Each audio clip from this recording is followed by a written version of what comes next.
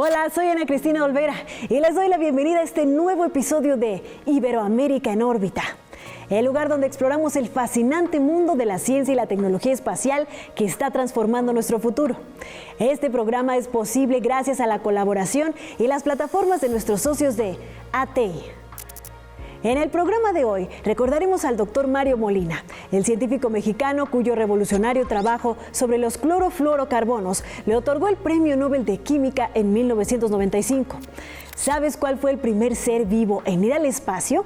Si piensas que es la perrita Laika, tal vez te llevarás una sorpresa. En la entrevista conocerás a Alma Stephanie Tapia, ingeniera en materiales, quien nos compartirá su experiencia en la selección de los materiales clave que garantizan la seguridad de los astronautas fuera de la Tierra. Estás en Iberoamérica en órbita.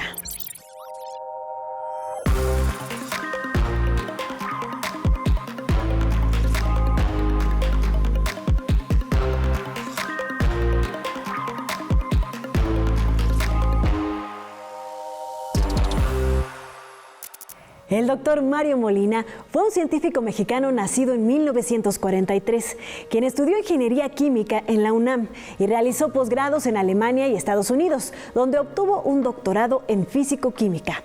Su investigación sobre los clorofluorocarbonos fue clave para proteger la capa de ozono, lo que le valió el Premio Nobel de Química en 1995. A casi 30 años de este reconocimiento, recordamos su legado y su llamado a la acción colectiva para enfrentar los desafíos ambientales. Imagina que la Tierra no tuviera capa de ozono. Si de por sí nos quemamos, terminaríamos como carbón después de exponernos al sol. Y es en serio, muy pocos seres vivos soportarían ese nivel de radiación.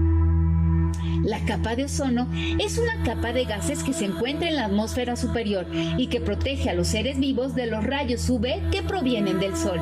Sin embargo, algunos compuestos químicos como los clorofluorocarbonos que son utilizados en refrigerantes y aerosoles destruyen esta capa.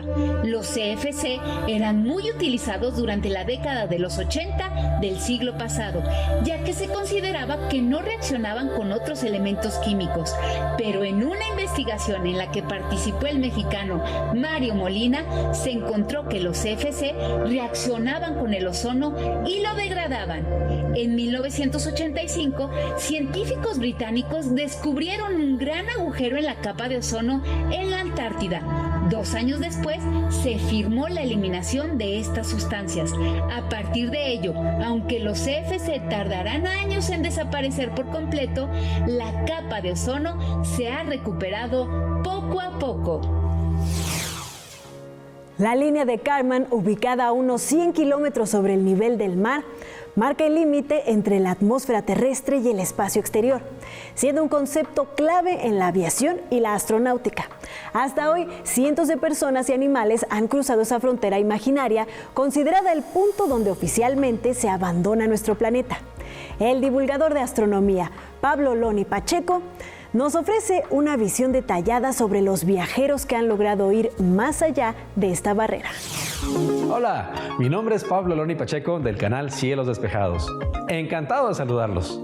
En abril de 1961, el ruso Yuri Gagarin se convirtió en el primer ser humano en viajar al espacio. Su viaje fue muy breve. En menos de 2 horas dio una sola vuelta a la Tierra. A los primeros cosmonautas rusos siguieron los astronautas norteamericanos, los espacionautas franceses y los taikonautas chinos.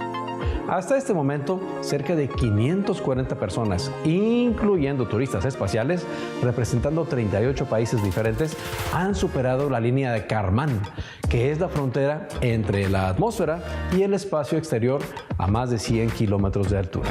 Es cierto, Pablo, pero poco nos hemos detenido a pensar en aquellos primeros pasajeros que no tuvieron opción y emprendieron viajes a las profundidades del espacio. Nos referimos a los animales astronautas. Ellos no solo fueron los primeros en salir al espacio, sino que superan a los humanos por miles. ¿Cuáles fueron los primeros seres vivos en viajar al espacio? La perrita rusa Laika, también conocida como Kudryavka, en México le diríamos la chinita por rizada, es la más célebre de toda la fauna astronauta. Спасибо TV. Gracias, like a vos.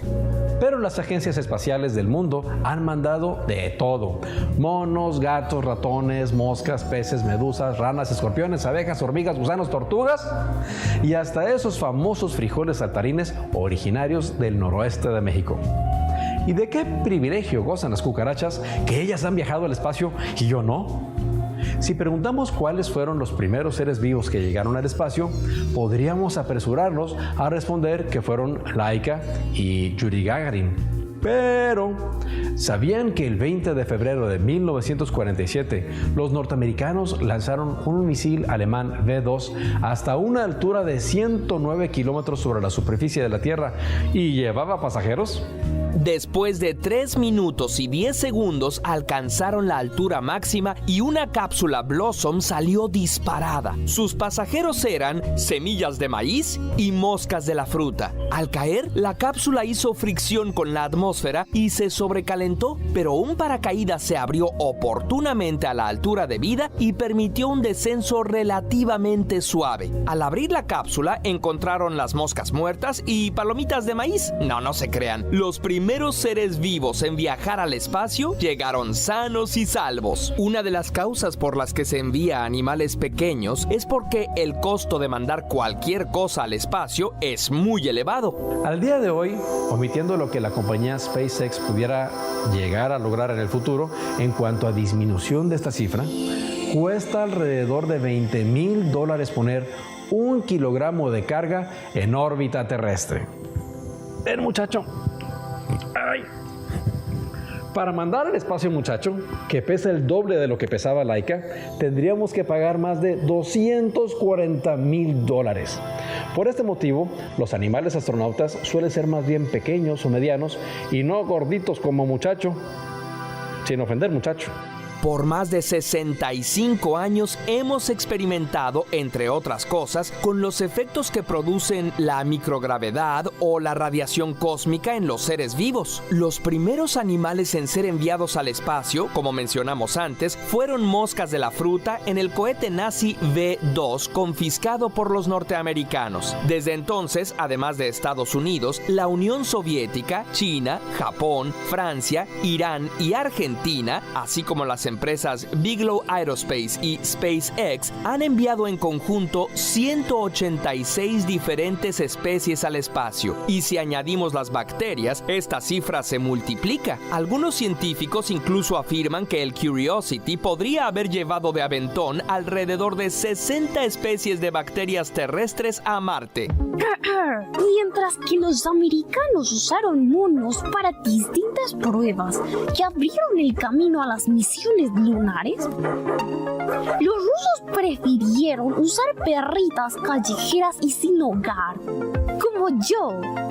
Según ellos, nosotras éramos más tranquilas que los monos, soportábamos mejor los entrenamientos y estábamos más adaptadas al frío extremo.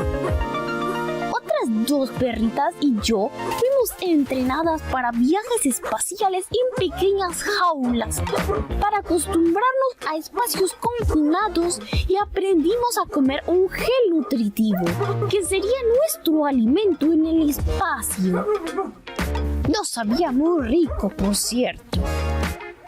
Para cuando Yuri Gagarin había hecho el primer vuelo espacial, al menos 10 perritas, 2 conejos, 40 ratones, 2 ratas y unas cuantas moscas ya nos le habíamos adelantado.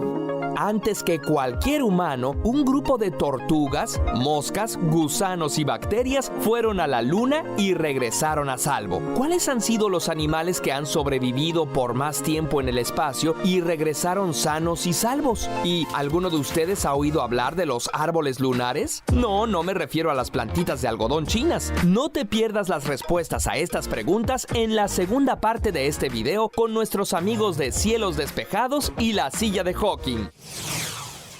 Alma Stephanie Tapia es una ingeniera en materiales colombiana. reconocida por su papel clave en el diseño y desarrollo de trajes espaciales, naves y estaciones espaciales. En la entrevista, Material Girl, como es conocida por su vasta experiencia y conocimientos en la selección de materiales para el sector espacial, nos comparte su trayectoria en la elección de los componentes que garantizan la seguridad de los astronautas en misiones más allá de la Tierra, hacia la Luna y Marte. La ingeniería de materiales es increíblemente importante porque algunas veces no lo pensamos, pero todo lo que está a nuestro alrededor está hecho de algo, o sea, la silla en que estás sentada, el carro en que manejas. Y aunque hay diseñadores que están ayudando a escoger cómo debes trabajar esa máquina, cómo debe trabajar esa silla, ese auto, lo que sea, necesitamos entender en qué ambiente va a estar trabajando y entonces qué materiales se van a escoger para poder asegurarse que ese diseño va a trabajar como queremos. Y eso es especialmente importante cuando vamos al espacio, porque cuando vamos a ir al espacio los materiales tienen que resistir temperaturas extremas, ambientes extremos, tienen que durar por mucho tiempo, bajo presión, poder también sobrevivir lanzamientos y las vibraciones y todo lo que es la fuerza que se les impone a los materiales ahí. Si los materiales son exitosos, el vehículo es exitoso, la tripulación es exitosa, la misión es exitosa. En la industria aeroespacial, lo que yo he aprendido es que en realidad cuando uno va a diseñar un material, uno va a diseñar y ayudar a contribuir al diseño de un proyecto, que uno tiene que también comenzar a pensar en cómo puede fallar, ¿sí? Entonces yo sé que pasé una parte de mi carrera, al principio de mi carrera, pudiendo estudiar fallos y por qué las cosas fallan, y cuando uno entiende por qué algo falla, puede entonces entender cómo prevenir esos fallos y diseñar para resistir fallos en el futuro. Y entonces yo creo que esos proyectos que fueron una gran base de mi carrera al principio, me capacitaron entonces para poder hacer una mejor diseñadora en el futuro, en saber cómo seleccionar materiales, y ahora en un punto donde ayudo muchas veces a supervisar los materiales que se están escogiendo y a tener esa experiencia que se ha cultivado en poder entonces revisar los diseños y saber que lo que estamos escogiendo va a poder trabajar bien para los proyectos aeroespaciales.